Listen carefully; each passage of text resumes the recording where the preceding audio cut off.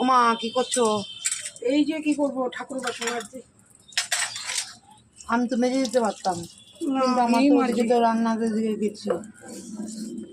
আমি মেজে নিই, এই ঠাকুর বাসন মেজে চান করতে যাচ্ছি, গরম জলটা বসিয়ে দিয়ে সব আগে বাসন চান করে এখানে? এসে সব বাসন এখানে।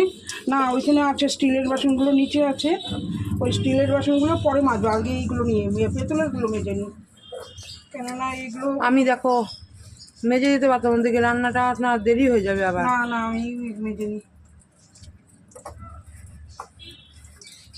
ওই যে ওখানে ফুল আছে, মালা আছে, সব আছে, হ্যাঁ, কালকে ওইগুলো নিয়ে সব আসলাম। নিয়ে আমার অনেক হুম দেরি হবে আজকে, এমনিতেই বেলা হয়ে গেছে অনেক। হুম।